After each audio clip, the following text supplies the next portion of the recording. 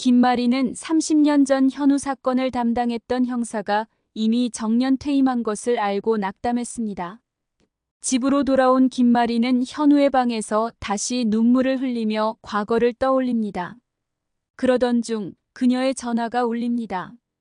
수화기 너머에는 낯선 남자의 목소리가 들립니다. 저는 30년 전 현우 사건을 담당했던 형사입니다. 구독과 좋아요를 눌러주시면 영상을 만드는데 큰 힘이 됩니다. 김마리는 형사를 만나 다시 현우를 찾고 싶다고 말합니다. 형사는 또다시 길고 험난한 희망 고문이 시작될 수 있다며 김마리를 말립니다. 하지만 김마리는 도와주세요. 제발이라며 뜻을 굽히지 않습니다.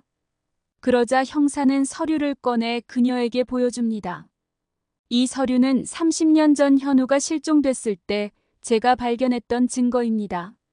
하지만 당시 병원장의 압력으로 이 증거는 묻혀버렸습니다. 형사는 한 장의 사진을 김마리에게 건넵니다. 사진 속에는 현우로 보이는 아이가 병원 복도를 걷고 있는 모습이 담겨 있습니다.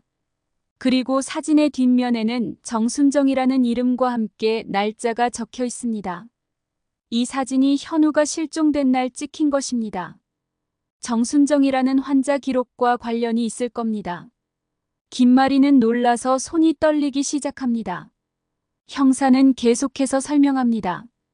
당시 해들 요양병원에는 정순정이라는 이름으로 입원한 환자가 있었고 한진태와 연관되어 있습니다.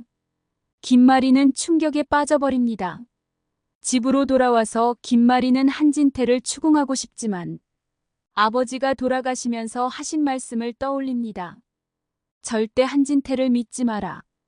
김마리는 당장에라도 당신이 현우를 데려갔던 건가요? 라고 묻고 싶지만 더 확실한 증거를 찾기로 합니다. 그녀는 혼란스러운 마음을 가라앉히기 위해 다시 형사에게 연락합니다. 결국 김마리는 형사와 함께 해들병원을 다시 방문해 더 많은 증거를 찾기 시작합니다. 그러던 중 그녀는 한 오래된 창고에서 현우의 것으로 보이는 물건들을 발견합니다. 김마리는 형사와 함께 발견한 물건들을 통해 30년 전의 진실에 한 발짝 더 다가가며 현우가 살아있다는 희망을 품게 됩니다.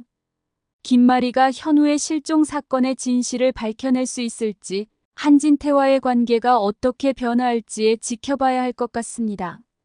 최근 한진태의 의심스러운 행동들이 공개되기도 해 더욱 궁금증을 자아내고 있습니다.